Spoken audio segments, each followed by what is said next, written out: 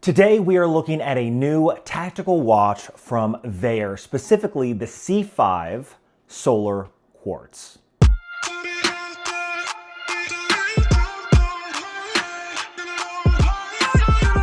Now, normally when it comes to tactical watches, I tend to take them out in the field. However, right now it's -7 degrees outside here in Anchorage, Alaska, and I do live kind of on the mountainside, so within the mountains it's going to be much colder, by about -10 to -20 degrees colder than it is currently outside right now, so we're going to stick indoors. I'm Chase, this is All Things Random, mostly watch reviews with some random stuff sprinkled in between. If you're here, do me a favor, hit the subscribe button. It's free, doesn't cost you anything, but it really does help the channel. Now, this is my first tactical watch that I've ever reviewed from Vaer, and I have the Solar Quartz here. They do offer it in a automatic version, but I'm gonna explain at the end why you probably want the Solar Quartz over the automatic. So, as always, details first, then my opinion at the very end. Now, this watch does have some heritage to it. In fact, the dial design is inspired by the A11 field watch worn by American servicemen in World War II, which is just a very cool thing. I love when watches are inspired, especially from history. So we have two things here. We have the C5 Tactical Field Solar. Then we also have a NATO strap that they also provided outside of the rubber strap that is on here already. Let's go ahead and take a look. Now, I've looked at this watch, of course, but I haven't really wanted to go too hands-on because I wanted to experience this with you guys together. Really, I didn't want to scratch up the watch before I was able to get hands-on. Oftentimes, what I'll do is I will wear the watch for a week and then review it so that you can get my honest impression.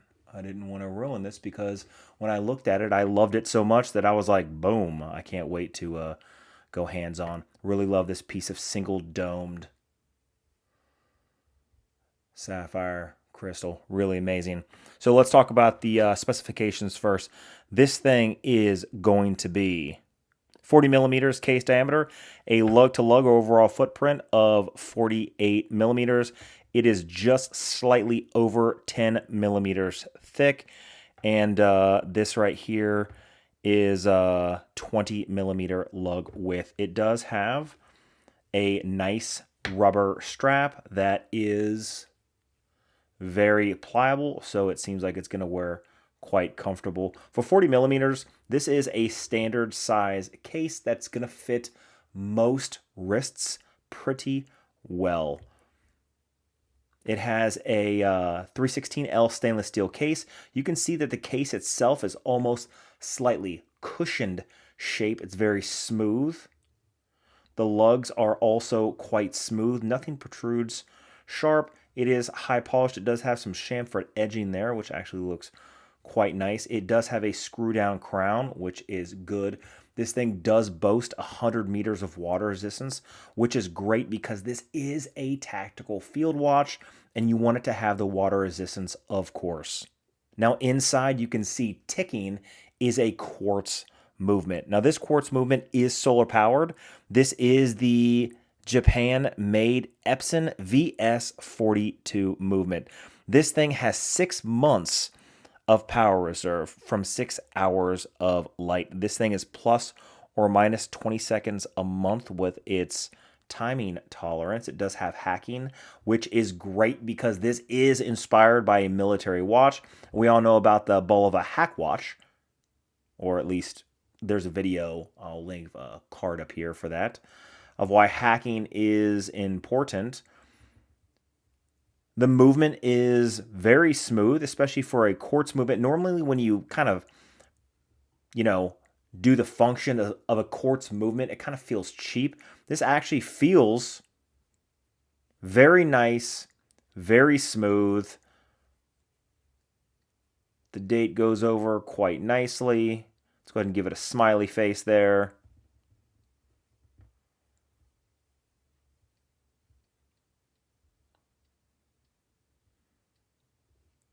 Yeah, everything functions very, very nicely.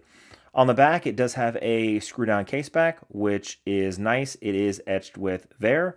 Now, one of the things I'm excited to check out is actually going to be the lume of this watch. You can see that the dial itself is a matte black. You can see, again, it has the Arabic numerals for the hours, for the indices.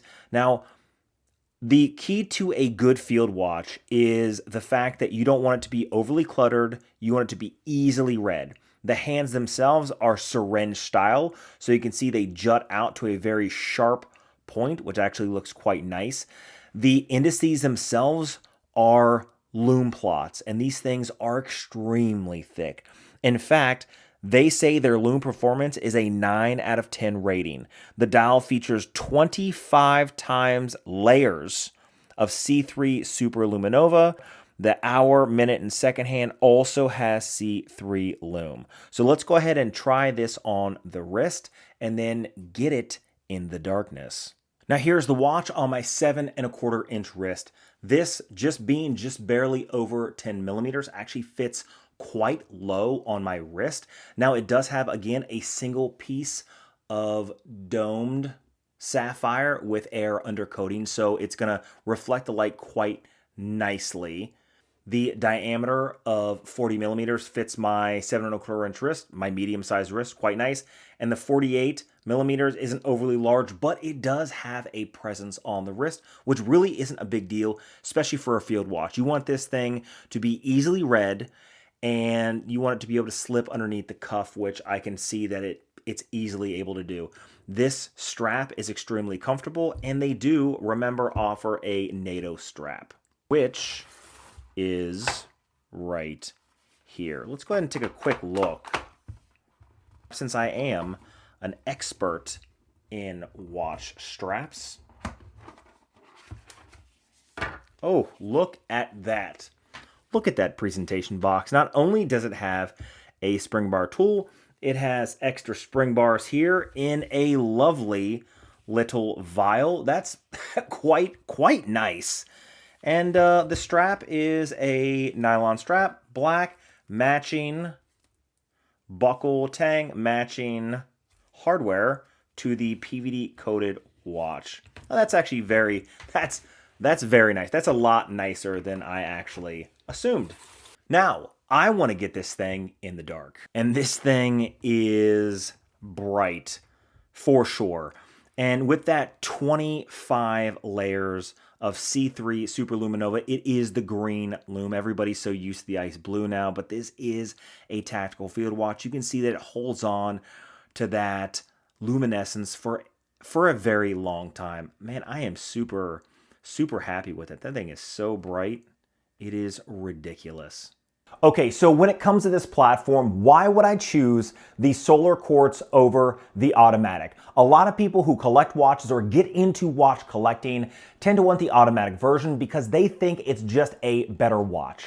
Well, one of the things that I would argue when it comes to a tactical field watch is impact resistant.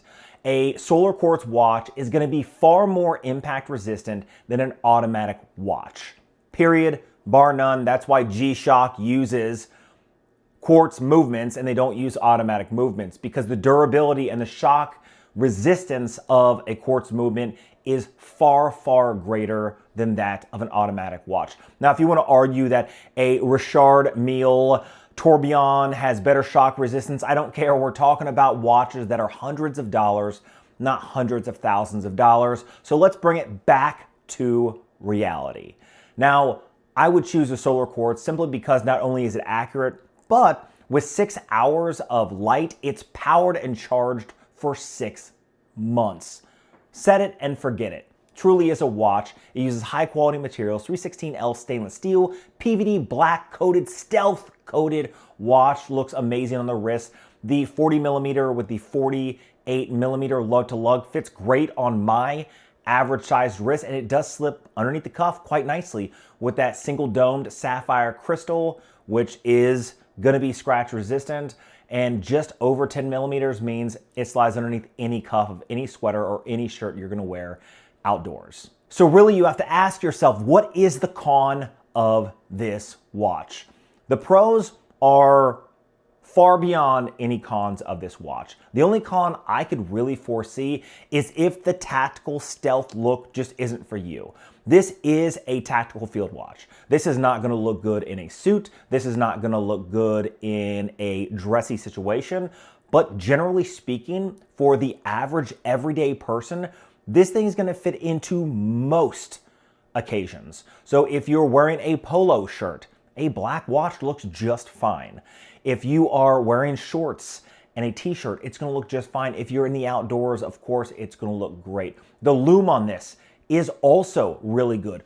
25 layers of that C3 Super Luminova gives it a brilliant shine.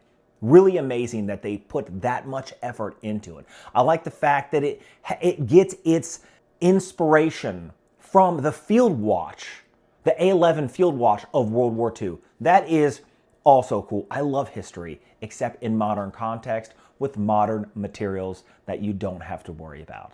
So the only thing you have to ask yourself is, do I want a tactical watch that I can wear every day that's super durable, super accurate, that I can wear outside one time in the sun and it's charged for 6 months, keeping accurate timekeeping?